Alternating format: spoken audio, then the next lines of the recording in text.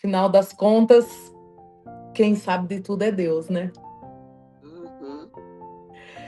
É bastante estressante pela responsabilidade, né, que exige, e é muito fácil da gente acabar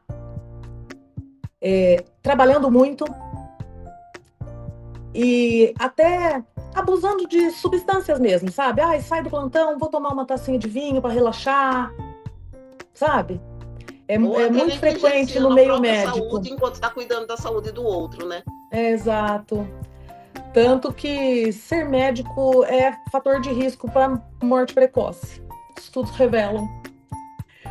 Por isso Ah, que a dica que eu dou para os futuros médicos é que é muito gratificante, assim, o intelectualmente satisfatório, mas precisa dessa atenção, precisa dessa maturidade que a gente vai buscando com o tempo, porque não é só envelhecer que amadurece a gente, não, fala viu? pessoal, estou aqui com mais um episódio da Vitrine. Essa semana a gente tem aqui uma médica, né? Passamos aí pelo Dia da Cardiologia na semana passada.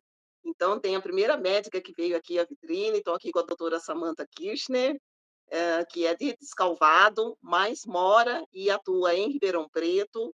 Então, a gente vai falar aqui um pouquinho de saúde, de bem-estar, conhecer um pouco da rotina dela, né, dessa área que é tão importante, que é a cardiologia, e conhecer também um pouquinho do que é a vida do médico, né? Geralmente, quando a gente senta ali com vocês no consultório, é aquele tempo de diagnóstico, e aí às vezes as pessoas não têm esse tempinho para saber um pouco mais desse profissional. Então, eu quero que seja um bate-papo leve aqui, informativo, para a gente conhecer um pouco da jornada dela. Bem-vinda, Samantha. Obrigada por você ter Obrigada. participado aqui, ser a primeira médica para trazer um pouco dessa profissão sobre saúde para a gente. Ah, eu fico muito feliz pelo convite. Olá a todos. Eu espero que depois dessa nossa conversa vocês saibam a importância de ter uma cardiologista para chamar de sua.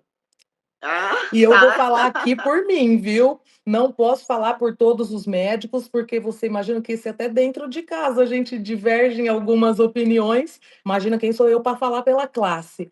Mas vamos Sim. sim trazer um pouquinho para vocês dos bastidores da medicina, que realmente numa consulta ou atendimento o foco é o paciente, né? Aham. Mas é importante saber conhecer por quem que a gente está sendo atendido. Sim, sim. Ô, Samantha, você é de uma família que vem toda da medicina, né? Seu pai é também cardiologista, doutor Luiz Gonzaga, aqui de Escalvado. Sua mãe ginecologista, doutora Zumira. Sua irmã é Isso, farmacêutica, aí o seu irmão é fisioterapeuta, tem enfermeira. E aí exatamente. já vou entrar com uma curiosidade.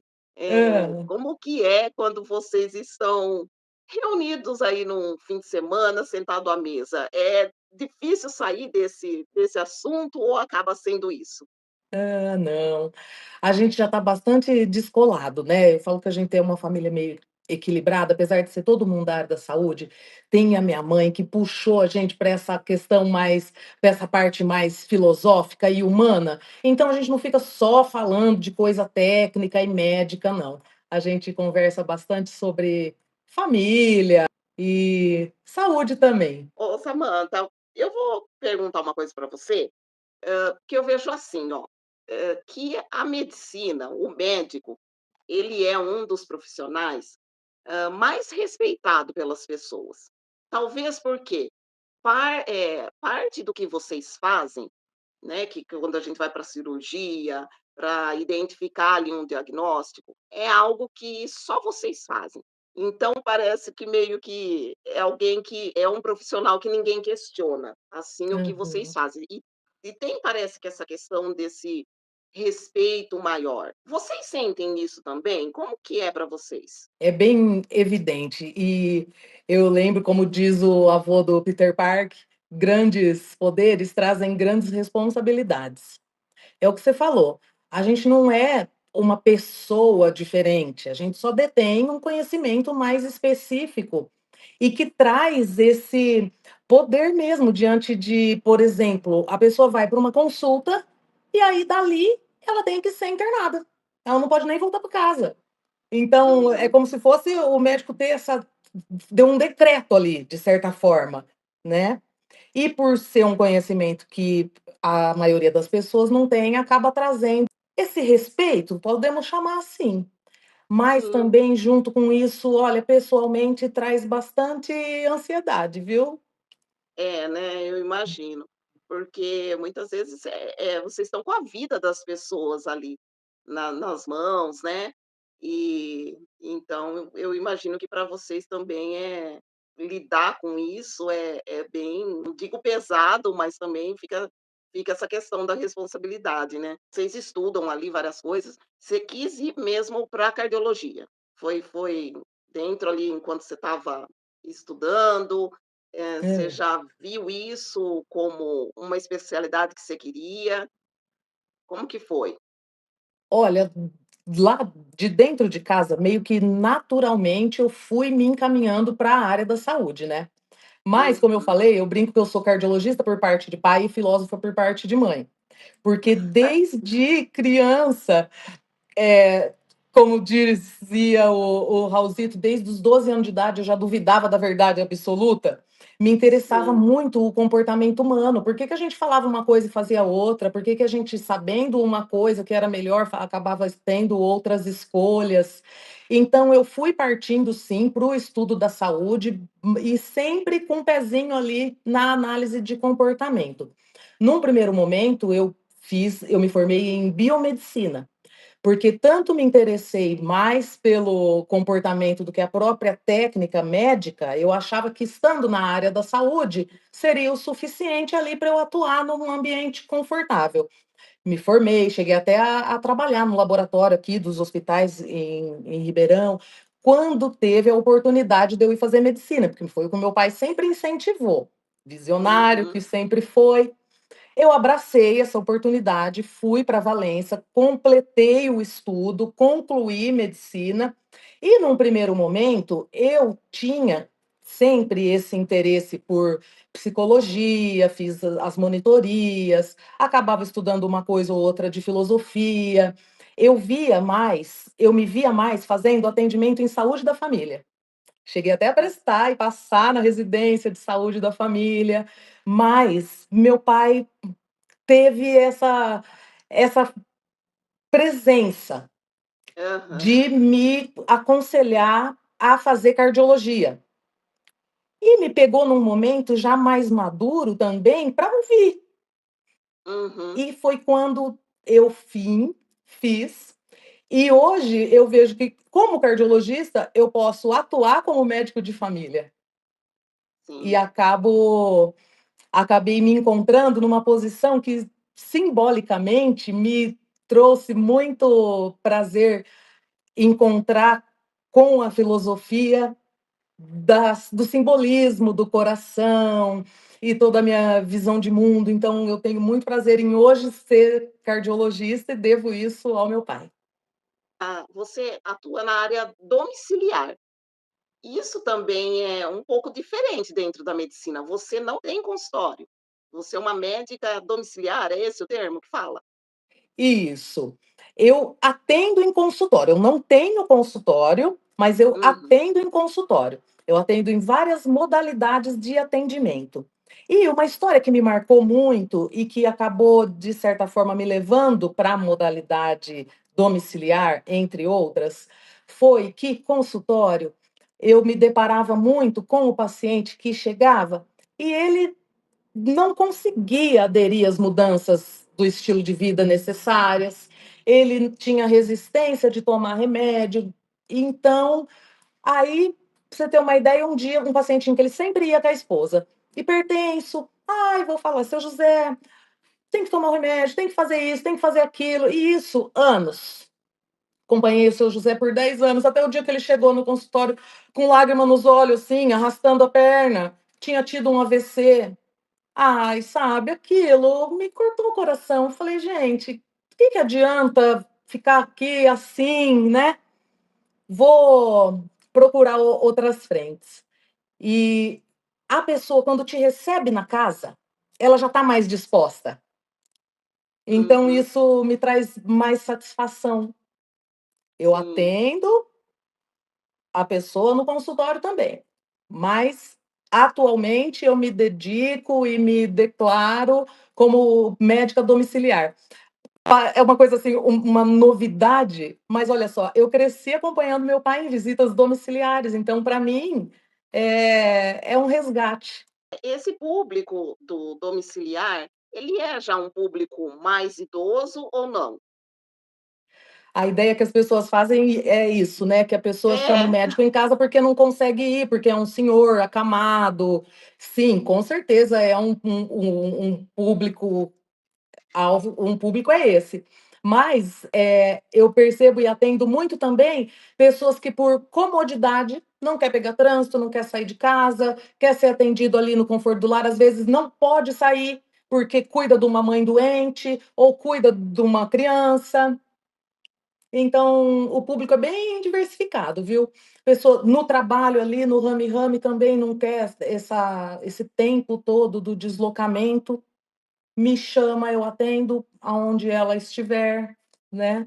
A gente fala em domicílio, mas já atendi num escritório de advocacia, por exemplo.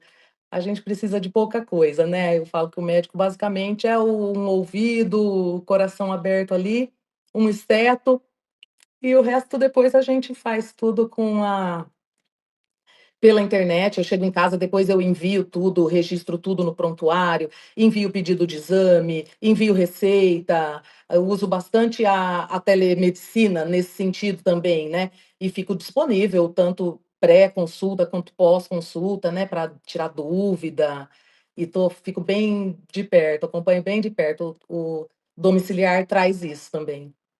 acho que traz uma questão de confiança também ali, né. Muitas Uhum. vezes, quando é num serviço público, onde a demanda é maior, então o tempo ali com o médico também é menor. Eu acho que nesse Aham. caso a relação ali de confiança médico-paciente é melhor também, né, Samanta? A questão a confiança precisa de tempo, né, precisa de presença, como todo relacionamento humano, é assim que a gente se faz. E apesar de eu atender o consultório, eu optei pelo atendimento privado, porque as modalidades, olha, já trabalhei 10 anos na prefeitura, os convênios também, eles têm essa política, eles te exigem atender mínimo 4 pacientes por hora. Você tem aí o quê? 15 minutos por cada paciente. Em 15 minutos eu consigo ouvir você, consigo direcionar a conversa, extrair as informações que eu preciso, faço o meu raciocínio ali, preencho o pedido de exame, preencho receita, te explico uma coisinha ou outra, mas é isso, não dá tempo de desenvolver muito mais, né. E no atendimento privado eu dedico o tempo que eu acho necessário. E aí sim a relação é construída melhor, porque relação médico-paciente é o que vai interferir diretamente na adesão ao tratamento da pessoa.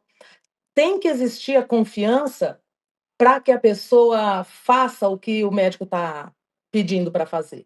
Até porque decisão médica é raciocínio clínico e isso é muito pessoal. Às vezes a pessoa vai e pega, ah, vou te pegar uma segunda opinião. O médico tem uma segunda opinião mesmo, uma opinião diferente, não que mudaria o diagnóstico ou o tratamento, mas sim a maneira de conduzir o caso poderia mudar de uma Uhum. pessoa para outra. Então a pessoa, o paciente tem que ter a confiança de para se aderir ao tratamento que eu vou propor e chegar nos resultados que a gente quer, né. Falando da cardiologia, passou aí, né, a data, foi dia 14 que foi o dia do cardiologista? Foi. Atualmente, em que ponto está a cardiologia com toda essa questão de tecnologia, né, nessa era que a gente está, com relação ao passado? Porque se a gente for para a estatística, acho que as doenças do coração são que tem os índices mais altos, né, Samanta? Você Sim. pode falar aí com mais propriedade sobre isso. Em que pé que está tudo isso com a evolução até da própria medicina? Aham. de fato, as doenças do coração, que a gente fala, as doenças cardiovasculares, né? Porque o coração não é só o coração, é o coração e todo o sistema circulatório, os vasos. E aí inclui infarto, AVC, eles ficam brigando. Cada ano é o outro, a primeira causa de morte no Brasil e no mundo, em homens e em mulheres. Então, hoje Uhum. em dia, para você ter uma ideia, já está mudando o nível de pressão que indica tratamento mais intensivo, quer dizer, remédio. A gente não Hum. espera mais tanto para iniciar remédio. Agora, não, 14 por 9, é maior ou igual a 14 por 9, 140 por 90, você recebe o diagnóstico, inicia o tratamento. Eles já estão querendo baixar esse valor, porque estão vendo que está sendo tarde. Nós estamos perdendo tempo em tratar e não estamos conseguindo, com o passar dos anos, diminuir, tirar as doenças cardiovasculares desse pódio sinistro de causa de morte. As diretrizes brasileiras seguem as diretrizes de cardiologia mundial, americanas, europeias, e aí existe todo um cuidado de um rastreio populacional de doença cardiovascular, de prevenção de complicação dessas doenças cardiovasculares, e o SUS é perfeito nisso. Vamos dizer assim que, estatisticamente, não precisaria de mais do que o que é aplicado ali. Mas a gente brinca que, individualmente, pode ser 1%, não sei se esse 1% for eu. Então, quem tem mais recurso hoje, a gente tem extrapolado um pouco as diretrizes e feito até, vamos dizer assim, uma busca ativa de fatores de risco. Porque a gente sabe que a maioria dos fatores de risco do coração não tem sintoma nenhum. Pressão alta, colesterol alto, o açúcar aumentado. E, por outro lado, apesar de não ter sintoma nenhum, já pode dar ali uma plaquinha de gordura na carótida, que é um lugar, falo carótida, que é o pescoço, é um lugar fácil da gente rastrear. Uma vez que eu Uhum. acho uma plaquinha de gordura ali, mesmo que essa pessoa não sinta nada, já muda completamente as metas de controle. Ela já tem que ter um colesterol bem mais controlado. Ela já não pode mais ter uma pressão tão. A gente não pode ser tão mais tolerante, entendeu? Então, atualmente, a gente tem muito recurso em cardiologia e a gente não tem medo de usar. É uma área Inclusive, muito pesquisada, né? sim, sim, muito pesquisada, de avanços tecnológicos constantes e muitos na área de intervenção. É onde também, por outro lado, eu não faço intervenções, eu não faço angioplastia, eu não faço cateterismo, não coloco stent, não faço cirurgia. Eu atuo Uhum. mais na parte da prevenção primária, que é tudo isso que nós estamos falando, de rastrear, de buscar, de especular e proteger antes de acontecer alguma coisa. E aí, depois que aconteceu a prevenção secundária, a gente faz também. Essa é a minha parte clínica, Sim. totalmente dependente da relação médico-paciente e do quanto eu vou conseguir transmitir para essa pessoa e contribuir para que ela mude comportamentos, porque acaba Uhum. sendo o controle de fator de risco diretamente relacionado a comportamentos. Agora você falou uma questão, enquanto você estava aí explicando essa parte até mais técnica, né, ao mesmo tempo que os índices são muito altos, a gente vê uma tendência que as pessoas estão se cuidando mais. Essa questão do autocuidado, do bem-estar, uma mensagem muito forte no sentido de praticar exercício, não para ter um corpo bonito, mas para ter saúde. Uhum. Isso ajuda? Sim, com certeza todo esse movimento pró-saúde dos últimos anos ajudam, né, você vê uma geração antes agora dessa era do vape, uma geração que já não estava quase fumando, né, e mesmo essa atual, a gente vê agora, meu sobrinho, eles já estão bebendo menos, então esse cuidado com certeza contribui, porque é fato científico. Quem faz exercício vive mais e melhor do que quem não faz. É Às vezes bom eu vejo para muita algumas coisa. mensagens, assim, falando que um dia de atividade física é um dia a mais na vida. Não sei se isso é É. mito, se chega a ser isso, mas tem essa É. mensagem muito forte, né, de um tempo para cá. Sim, não tem essa relação, vamos dizer assim, muito direta, mas os estudos trazem números bem animadores com relação à sobrevida que a prática regular de um exercício dá. E, inclusive, cada vez mais é estimulado que qualquer exercício conta. Ah, eu não tive tempo durante a semana? Pode fazer no fim de semana. Antes a gente tinha receio que a pessoa, ai, nunca faz nada, aí um dia quer ir lá e vai fazer tudo de uma vez, vai estressar demais o coração, vai passar mal. Só que não, a pessoa que nunca faz nada também vai lá e ela não vai fazer tudo de uma vez. Então, que seja Sim. um passeio no parque. Tem ali a meta da Organização Mundial de Saúde, que classifica a pessoa como sedentária ou não, mas independente, eh, de você não atingir aquela meta, não conseguir nesse momento, quanto qualquer exercício conta. Samanta, quando você fala de comportamento, de mudar comportamento, o comportamento é no sedentarismo, na alimentação, são esses hábitos? São, são esses hábitos. A gente precisaria, eh, aprender um pouco mais a desenvolver um pouco mais as virtudes. Até o exercício ajuda nisso, porque a saúde acaba sendo um reflexo do quão a gente desenvolve como ser humano, sabe. Porque não adianta, não é só, eh, comer ou não comer, você fala: "Ai, fazer dieta, vai lá, corta tudo", não é cortar tudo, você sabe, é o equilíbrio. Então ter essa temperança de saber o que, quando, quanto pode comer, o que precisa realmente que ser evitado, e isso levar numa boa, não ser um fator estressor, porque o estresse a gente também não quer. Uhum. Então, comportamento não é só querer. A gente está vendo agora, está ficando muito claro com o tratamento da obesidade, em que as pessoas sempre tiveram muito preconceito, né, de cuidar de saúde da saúde mental, cuidar da ansiedade, às vezes uma depressão, O próprio coisas. estresse. O próprio estresse. Você quer ver um sintoma muito comum e muito negligenciado, que inclusive hoje a gente já sabe que até predispõe à demência, é a insônia. Então você fala numa insônia, que o melhor médico seria, pô, o médico da saúde mental, mas não, a pessoa psiquiatra, Deus o livre, não vai.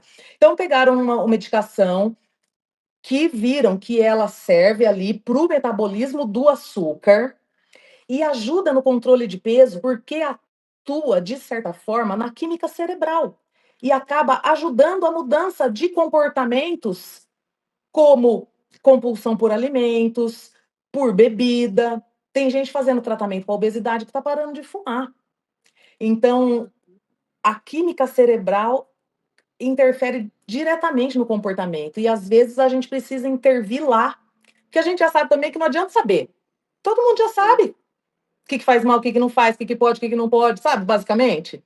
Sim, Então por que informação não tem faz? bastante, né. Por que não faz? É aí onde que a gente tem que voltar o olho para esses avanços também. Tem muito preconceito com a psiquiatria, porque recentemente a gente ouvia tanta história de que faltava recurso para cuidar, e os transtornos psiquiátricos propriamente, né, aqueles quadros psicóticos são bem dramáticos. Mas até esses já têm mais recurso. Imagina uma hoje, um controle bem adequado de dor, que é um fator muito estressante, de pessoa que às vezes faz abuso de anti-inflamatório, acaba a pressão subindo por causa disso, também. Não tem um fator só, mas acaba sendo um fator precipitante, desencadeador, que se soma a um sedentarismo, porque tem a dor. Então, pô, vamos controlar essa dor. Controla a dor, controlando também a neuroquímica cerebral. Vamos melhorar esse sono, às vezes a pessoa não consegue dormir, e aí como é que você vai? Aí não dorme direito, já acorda, já está provado, quando você não dorme direito, você acorda e você quer comer um doce. Diz que se você dormiu mal, não pode tomar café na padaria, porque você vai querer buscar um conforto, um alívio em outro lugar, entendeu? Sim. Uhum. Então, eu sempre tive esse olhar voltado aí para saúde mental, até pela minha própria história pessoal. como Eu já vou contribuição para essa entrar mudança de eu já quero comportamento. entrar na saúde mental com você, porque você disse que agora você está estudando, a psiquiatria. Mas antes Uhum. disso, né, até para as pessoas aqui, que eu acho que é de muito interesse, o colesterol, ele é o índice para a pessoa comum que está em casa e que quer se cuidar mais, e o açúcar, ele é um vilão mesmo? Sim. E principalmente o colesterol, as pessoas têm muito medo do diabetes, né? Então acaba que se passa ali da meta, tem que tomar alguma coisinha, eles aceitam mais fácil. Mas o colesterol é um perigo, porque tem muita informação errada na internet. E a pessoa, às vezes, quer tratar num momento em que já precisa baixar esse colesterol para diminuir o risco hoje de ter qualquer complicação no futuro, aí ela quer agora tomar água de berinjela, fazer outras medidas, como vai, eu vou fazer exercício, eu vou fazer salada, comer salada, usar intervenções que não é hora, já passou, sabe, não é hora, agora é hora disso, mas as pessoas ainda perdem tempo com essas coisas que ficam ouvindo na internet. Ômega 3 não Hum. tem evidência, não tem indicação, e a pessoa fica naquela: "Não, porque é natural, é óleo de peixe, eu não vou tomar remédio". Gente, remédio é nosso amigo, eu falo. Então, o colesterol hoje é o que eu chamo mais atenção do pessoal para não ficar comendo bala, comendo barriga, porque a gente já sabe também que quanto mais tempo o seu colesterol passa alto na vida, pior, abrevia a vida. Uma pessoa com 30 anos, com colesterol de 150, gente, sendo que o máximo que um LDL pode ser numa pessoa de baixo risco é 130.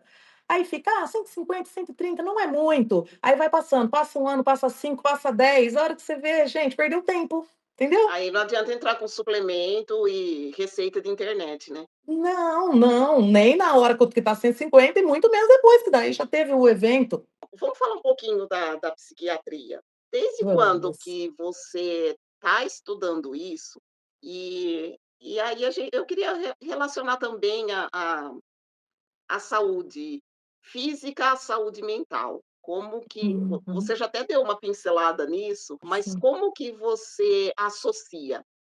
Você entende também que as doenças, elas começam no emocional da pessoa? Olha, eu entendo que as doenças, elas são todas multifatoriais. Existe o componente físico, bioquímico ali, orgânico. Existe o componente mental, emocional, psicológico, porque o ser humano não é só corpo. Existe o componente social também, que adoece a gente, né, o socioeconômico. Uhum. Então, cada doença, todas as doenças têm um pouquinho de cada disso tudo. Um pouquinho mais, às vezes mais de um, mais de outro, mas toda doença tem que ser vista com essa abrangência, porque tem um pouquinho de cada origem. O seu interesse pela psiquiatria foi em razão disso ou não? Como eu te falei, né, desde criança eu já duvidava das verdades absolutas, então sempre observando o comportamento humano, não entendendo por que que as pessoas falavam uma coisa e fazia outra. Fui trazendo esse olhar para o estudo que minha mãe foi incentivando da filosofia e das virtudes, né, que a gente está aqui para desenvolver como ser humano, que o ser humano não é só esse carne e osso, tem essa parte que a gente também não consegue pegar, que é mental e emocional, e eu acredito também na parte espiritual. Então, de certa forma, na faculdade eu aprofundei um pouquinho na psicologia e Uhum. na minha vivência, na minha prática, eu vi na minha própria experiência. Como eu te falei, tudo isso, né, a gente vai ficando ansioso, vai ficando estressado. A hora que eu me vi, né, olhando de agora para trás, gente, eu era uma adolescente que fumava, eu bebia. Aí, conforme eu fui tomando os conhecimentos, você fala: "Nossa, gente, pelo amor de Deus, eu quero viver, né, eu não quero, então tá, vamos parar". Aí que você vê que conhecimento só não basta, não adianta só querer mudar um comportamento. Uhum, Eu sempre tive essa atenção por parte não só da minha mãe, mas os professores sempre muito atentos ao meu comportamento desde a infância, então eu sempre já faço passo por psicólogos, né, na infância, na adolescência retomei isso e fui percebendo que, apesar de existirem várias ferramentas para a gente mudar comportamento a partir do desenvolvimento da virtude, inclusive, também não estava sendo suficiente. Até que um terapeuta me falou: Samanta, procura um psiquiatra. Eu fui, nós iniciamos medicação, eu consegui parar de fumar, foi na terceira tentativa, foi com a ajuda de remédio. Desde então, isso tem contribuído, não deixei de fazer as outras coisas. Procuro me uhum, alimentar da melhor maneira, dormir bem, não trabalhar tanto, controle de estresse, não abusar né, da bebida, frequenta a igreja, estou sempre estudando filosofia para a gente não ficar só medicina, medicina, medicina, medicina. Mas sem essa ajuda, essa intervenção na neuroquímica cerebral, eu não conseguiria a mudança de comportamento que eu precisei e preciso até hoje, porque é um processo. É um aham. processo, abandonar um vício, mudar um hábito. Então, aí, quando você propõe isso, é o que eu falei, as pessoas têm preconceito, não vão procurar o colega psiquiatra para te ajudar. Falei: "Olha, então tá, eu posso adquirir esse conhecimento, é só eu estudar uma outra parte, uma parte a mais da medicina, vou fazer uma pós-graduação no assunto, estudo mais um pouco, mais um tantão de remédio, além dos outros que eu já estudei, que eu já sei". Então, tipo, agreguei a minha prática, porque aí, a hora que eu proponho, a pessoa recebe melhor a intervenção na saúde mental. Ela não precisa ir lá no médico de louco, entendeu? Eu ia E falar isso, eu falei: "Aí, por mais que tenha informação, que isso está cada vez é, mais, mostrando que é necessário, e é, ainda tem quem tem essa ressalva que de uma vergonha de ser médico de louco, de não assumir, né, é, até que faz um tratamento, que precisa de um psicólogo, um é. psiquiatra, enfim". Tem todo um estigma, né. Mas eu tive que fazer isso, Débora, porque eu percebi que senão eu não avançaria no meu próprio cuidado, a pessoa ficaria frustrada e eu também, né, gente, a gente espera ali que o resultado, e você vê que a pessoa não está fazendo, não é porque ela não quer. Já chegou o paciente quase chorar na minha frente, um homão, assim, sabe, da nossa idade, 3 filhas, obeso, mórbido, ele sabe tudo que ele precisa fazer, mas ele Uhum, tem que trabalhar, porque ele é provedor, porque, né, aí ele tem que trabalhar, daí ele não dorme direito, porque ele tá preocupado, aí ele não dorme, ele não consegue fazer exercício, não sobra tempo.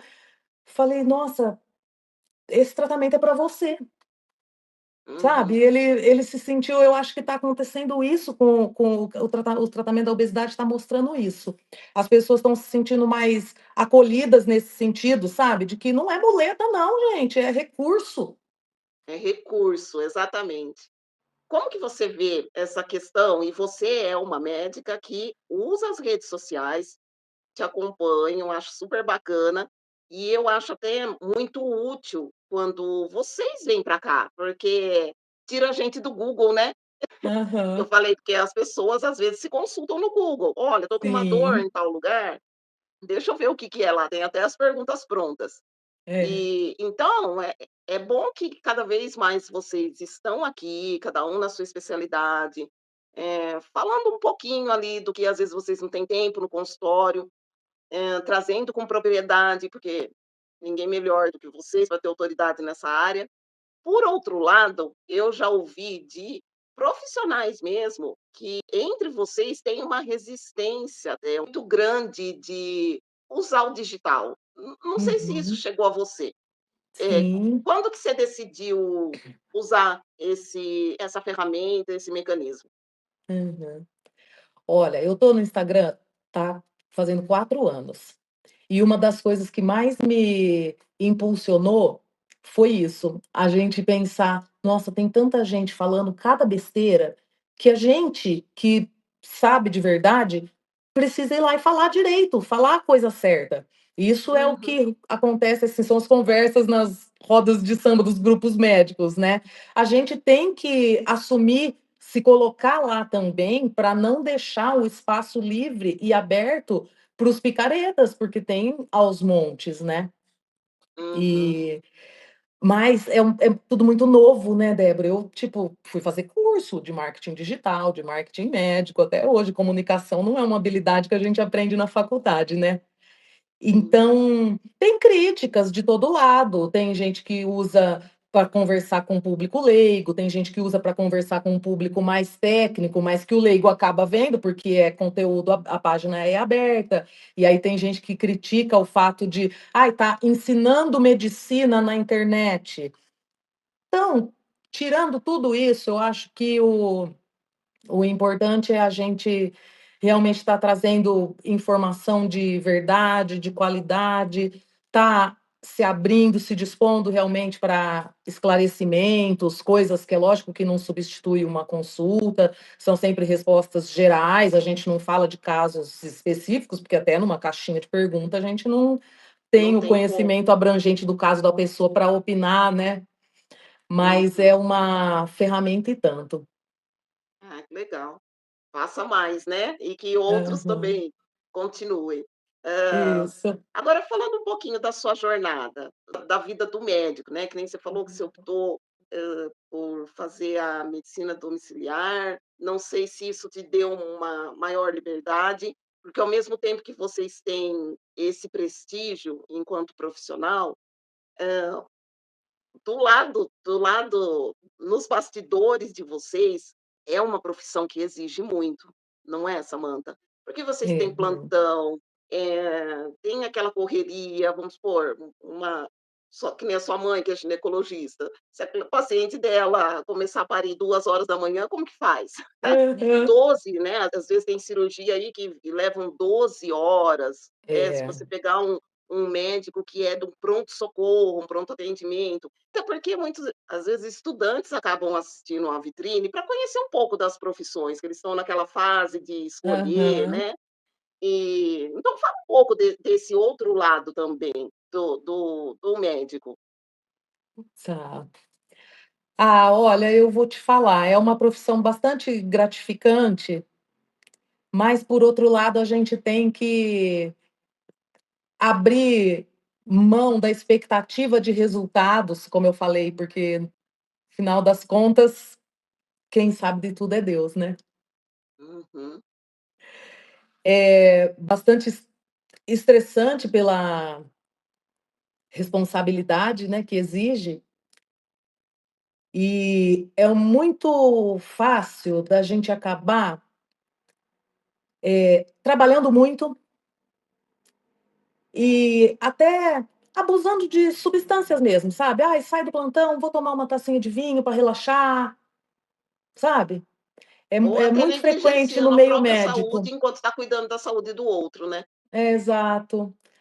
Tanto que ser médico é fator de risco para morte precoce. Estudos revelam.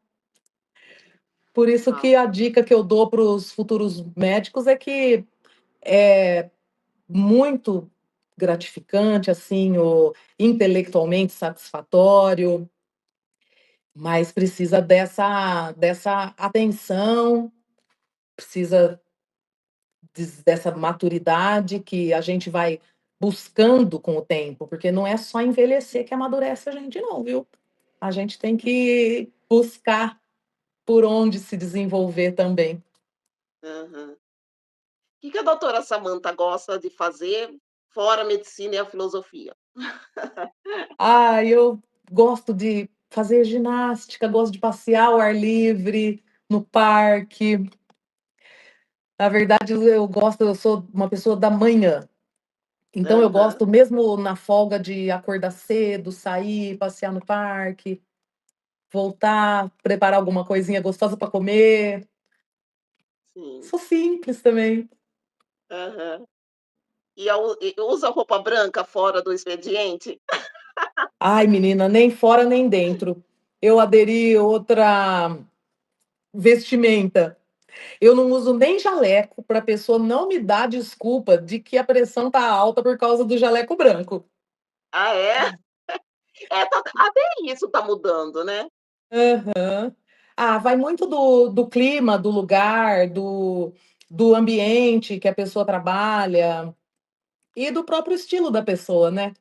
Por exemplo, dentro da UTI a gente usa aqueles uniformezinhos, né? Uhum. Atualmente a gente percebeu que é mais prático, o jaleco é muito quente, o jaleco, gente do céu, pelo amor de Deus. Ah, E aí entendi. uma roupa limpa, alinhada é o que importa. Samantha, vamos para a frase que você falou, e e aí aproveitando, né, o gancho que a gente está concluindo aqui, eh, por que que todo mundo tem que ter um cardiologista para chamar de seu?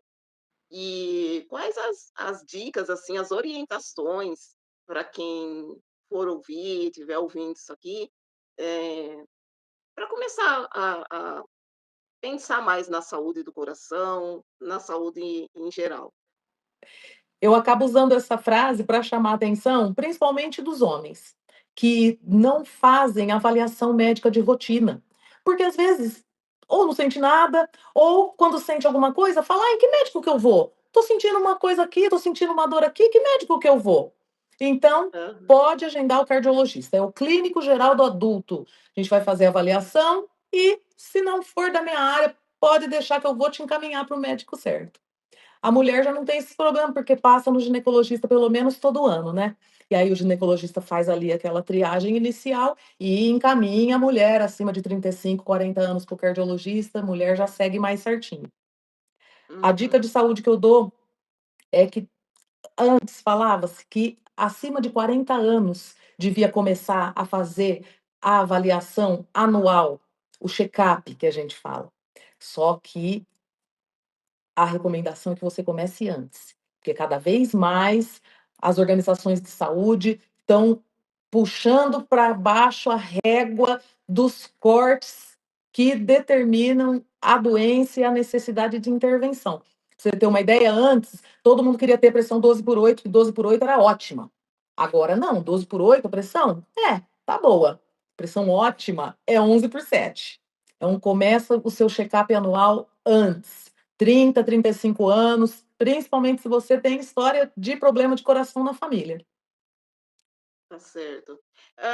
Só uma dúvida, né, eu sei que a gente já encerrou, mas veio aqui agora. É mito ou verdade que o AVC, porque o AVC ele é muito repentino, que quanto mais jovem a pessoa é, mais perigoso ele é? É verdade, Débora.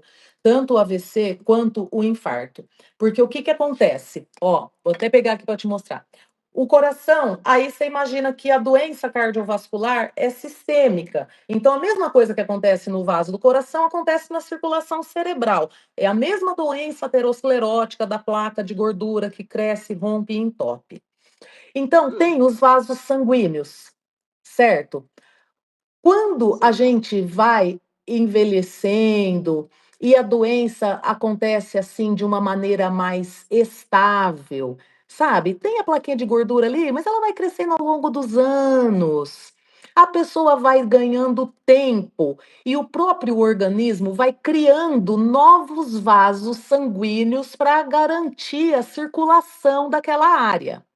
Então, se porventura vem em algum momento entope, por exemplo, esse vaso, o Uhum. idoso ele já tem mais ramos para garantir a circulação daquela área, o estrago não vai ser tão grande que nem no jovem, que ele já não teve tanto tempo de desenvolver novos vasos sanguíneos. Então, entupiu uma artéria, vai fazer falta, o estrago vai ser Uhum. maior. Ficou Entendi. claro? Ficou claríssimo.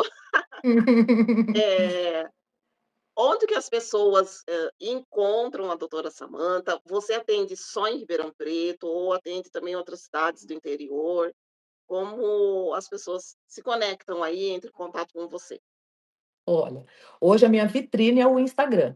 No link na bio, não é nem um link, na bio já é direto o link para o meu WhatsApp.